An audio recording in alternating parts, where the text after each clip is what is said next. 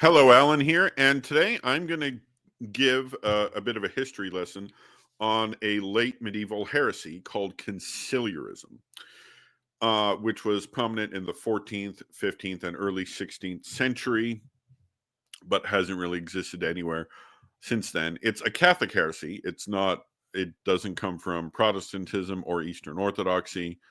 It's came up during 14th century Western Europe. And what happens is a kind of a shallow definition is people will say it's the authority of a council over a pope, an ecumenical or general council over a pope. And that's a very simplistic definition. While that is true to the conciliar model, there's so much more. Essentially, it's the view that councils govern the church. Now, councils do exist in church history prior to this movement, but their function is to solve disputes. For example, Council of Nicaea, the whole issue with homoousios and the Arians had to be solved. Call the council, solve it. Council of Chalcedon. What's the relationship between the human and divine natures? Council of Chalcedon solves that. What's the response to the Protestants? Council of Trent. That comes after this, but the same thing, right? Same problem. There's a theological issue. Let's get representatives from all of Christendom or all of parts of Christendom that can come and solve this. Okay. So let me give you a bit of a background. This heresy arises in the 14th century. In the 14th century, from 1309 to 1377, you have the Pope, the Bishop of Rome, in Avignon, essentially. And in 1377, he moves back to Rome, and he dies in 1378. And they call a conclave in 1378, and a new pope's elected. Okay. Then some of the cardinals don't like what this new pope is doing, so they elect their own pope and go set up shop in Avignon again. So there's a pope back in Avignon, or at least a papal claimant. And France follows the anti-pope in Avignon, and a couple other countries as well. Well, the rest follow the true pope in Rome. But the point is, you have two claimants, and they're both backed by powerful nations. How to solve it? Well, this is solved in the Council of Constance, which meets from 1414 to 1418, and the schism is solved, and Martin V is elected. Now, technically, there were some popes that still tried to hang on to power, but they had like 5 followers in all of Europe, so no one really followed that line of popes anymore. And Pope Martin V as elected. So we're back to one pope finally. And at the Council of Constance, they dabbled in a bit of conciliarism. So they said there needs to be frequent councils called every like 5, 7, then 10, and then basically at a high frequency. So there's a council called in the 1420s, and then there's one called in 1431 in Basel, Switzerland. And this is very important, this council. It's called by Martin V, but he dies shortly after he calls the council. Now, the next pope elected is Eugene IV. So he sees that the council in Basel, Switzerland is overrun by conciliarists, so he moves it to Ferrara, then to Florence, away from conciliarist control. But the conciliarists stay at Basel. So there's 2 councils happening simultaneously. Now, the Council of Basel, or Basel, I pronounce it both ways, there's a secretary there named Piccolomini. That's my best Italian pronunciation. Sorry, I'm not Italian. I can't do that. So Piccolomini is a secretary at this council. That's all you need to know for now, but he's going to come up again. So there's these 2 councils side by side. Now, in 1438, the conciliarists score a big win. France submits to conciliarism. Their king, Charles VII, sees some corruption in the church. He sees what's coming out of the Council of Basel or whatever. And he's like, oh, this could help fix the church. We're going to implement this in France. So you have, they have a document called a pragmatic sanction. I'll just find it for you here. There we go. You can get this on the Fordham website with an easy Google search. It's called the Pragmatic Sanction of Bourges from 1438. And there's like a preamble here. I'm going to skip over that. You can read it on your own. But it says, since in the judgment of the prelates and other ecclesiastics, the decrees of the Holy Synod of Basel seem to afford a suitable remedy for all these evils, after mature deliberation, we have decided to accept them, some without change, others with certain modifications, without wishing to cast doubt on the power and authority of the council, but at the same time taking account of the necessities of the occasion and of the customs of the nation. So they essentially take the ideas of Basel, slightly modify them. It's still pro-conciliar, and it puts them into effect. Now, there are 7 bullet points here. Let's read them. General council shall be held every 10 years in places to be designated by the Pope. Okay? So the Pope still has a role in the conciliar model. It's just, he picks where the next council is going to be, and they have to be frequent because the councils are essentially running the church now, not the Pope with his curia. The authority of the general council is superior to that of the Pope in all that pertains to the faith, the extirpation of schism, and the reform of the church in both head and members. Okay.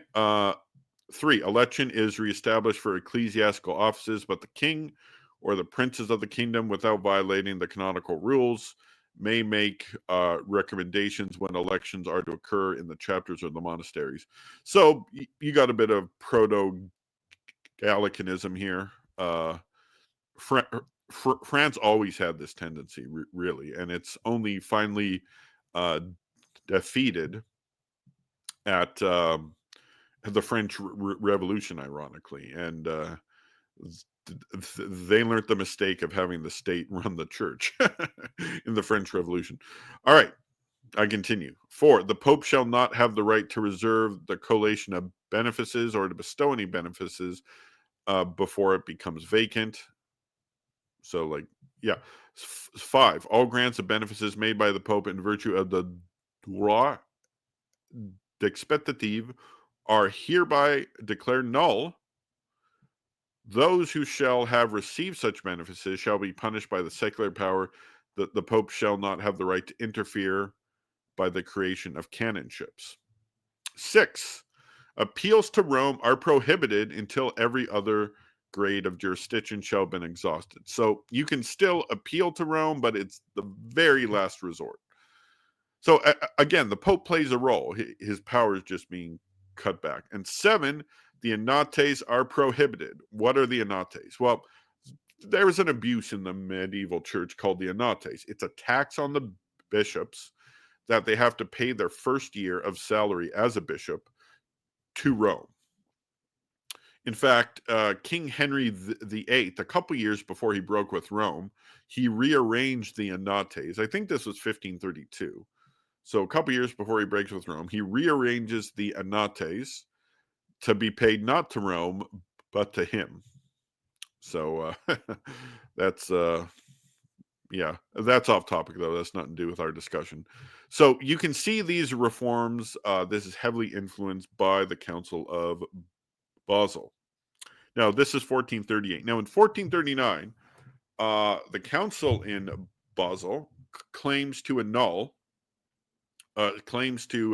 depose Eugene IV. The Pope who opposes conciliarism is supposedly deposed by the synod, this council in Basel, and they elect their own pope, which is an anti-pope, Felix V. Now, meanwhile, in Florence, that's the same year that the Bull of Union with the Greeks is proclaimed. So the Greeks and the Latins proclaim papal supremacy. That's one of the points of the union. So heck, even the Greeks conceded to this. So this is on paper anyway. So it's a good year for both the conciliarists and the people supporting the papal model. All right. Now the 1440s come. The 1440s are a very important part in European history. Of course, the Turks are getting more powerful and powerful. They're swallowing the last bits of the Byzantine Empire. Constantinople won't fall till 1453, but their lands in Europe are vanishing. They've lost everything in Anatolia at this point. And also going on, so what's interesting, you have the Crusade of Varna, which Pope Eugene has some trouble calling because of conciliar opposition. That was like Poles and Wallachians, and the ones defending the city of Constantinople are Venetians and Genoese. Why weren't there French and English part of those crusades defending Constantinople? I'll tell you why. Because in the 1440s, they were still fighting the 100 Years' War. It's the last part of the 100 Years' War, and it actually wouldn't finish until the summer of 1453. So too late to help the Byzantines against the Turks because they're fighting their own war. Okay. While Pope Eugene IV is alive, the secretary I mentioned, Piccolomini, from the Council of Basel, the conciliarist, denounces conciliarism and submits to Eugene IV. So they lost one of their followers. But he's only a secretary. He's not huge. In 1447, Pope Eugene IV passes away, and Pope Nicholas V is elected. He opposes conciliarism just as much as Eugene IV does. He's pro-Florence, and he gets in the fall of 1452, when Constantinople is still Greek, he sends 300 archers to Constantinople to protect the city, and he and then they proclaimed the Bull of Union in 1452 in Constantinople in November or December. I can't remember the month offhand. So basically the papal position is having some good stuff. In 1449, there's a huge blow to conciliarism. Remember the anti-pope Felix V they elected? He resigns as anti-pope and submits to the real pope. He denounces conciliarism. So like the leader of the movement essentially threw in the towel. So that's a huge, and then everything in Basel and Switzerland goes back to the Pope, the Catholic Pope in Rome, who's Nicholas V at this time. Okay. So that's a huge blow to the conciliarists. Now, in 1453, also the year of the fall of Constantinople, also the year of the end of the 100 Years' War, Juan de Torquemada publishes some works, and it includes condemnations of conciliarism that spreads.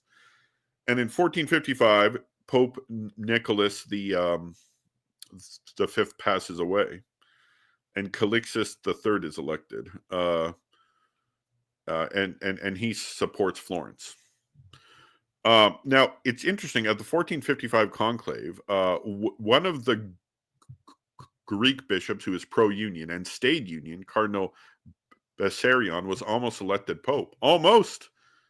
Until the French cardinal from Avignon engaged in some anti-Greek racism. It's kind of sad, actually.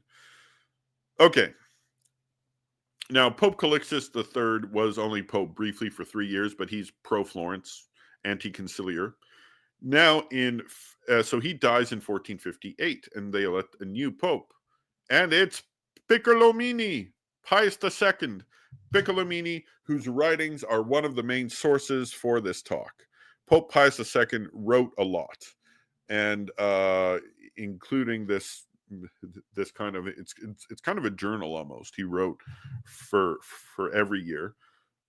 That's where I got a lot of the information. That's not my only source. I used a few more, like the pragmatic sanction. He talks about the pragmatic sanction a lot in here. Now, in 1461, King Charles dies, and King of France, the one who promulgated the pragmatic sanction, and the new king is Louis the 11th, and he is pro Florence. So, the Pope and the King negotiate, and King Louis the 11th suppresses the pragmatic sanction. So that's done, and there's actually some proof that King Charles VII was starting to abandon conciliarism late in life, but I won't get into that. But it's annulled in 1461 by King Louis XI. At this point, conciliarism has lost all of its main supporters and all of its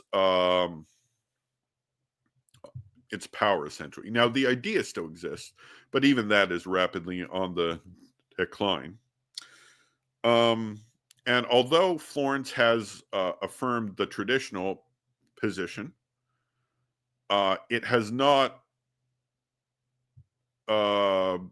directly condemned conciliarism. It's indirectly condemned it by affirming the papal model, but it hasn't directly condemned conciliarism. So you can technically still hold it by a loophole. So fast forward to the early 1500s. We're just before the Reformation. The Fifth Lateran Council, an ecumenical council, is called to do some church reform. And in session 4, you can go online and read this. It condemns the ideas of conciliarism. It actually specifically brings up the pragmatic sanction of 1438, Charles VII, but that is and it condemns the ideas contained within. So at that time, conciliarism is dead. And now we're on the eve of the Protestant Reformation here, and the Protestants rejected conciliarism as well. There's some evidence Martin Luther early on was kind of dabbling in a form of conciliarism, but he rejected that very early on, because in his speech at the Tide of Worms, he says, "Unless I am convinced by the testimony of the scriptures and by clear reason, for I do not trust in the Pope or councils alone, since it is well known that they have often erred and contradicted themselves. I am bound by the scriptures I have quoted. My conscience is captive to the blah, blah, blah, blah, blah," etc. And so, and essentially, you can't be a conciliarist if you don't trust councils, obviously. So the Protestants denied conciliarism in favor of sola scriptura. And yeah, that's essentially the end of the controversy. It's been buried 6 feet under by Catholics and Protestants, and Eastern Orthodox for that matter, since they very rarely have councils. I don't think they've had a church-wide council since Florence. They've had a few regionals, but they don't have church-wide councils. Conciliarism is not followed by any main part of the church. Catholics rejected it. It tried to take over. Protestants never adopted it. And yeah, it is dead to this day. But that's the history of a movement that we've all heard about, but we kind of don't know all the details. I hope this helps. I recommend The Secret Memoirs of a Renaissance Pope by Piccolomini, also known as Pius II. That's one of the sources I used. Very good historical source, and for a bunch of other things that take place during his life. It's because this his memoirs don't start with his papacy. It's for most of his life. It's a great book. And go check out the Pragmatic Sanction. Check out the documents of Lateran 5. You can find those both online. Easy Google search. And I hope this helped. Like, share, subscribe, and God bless.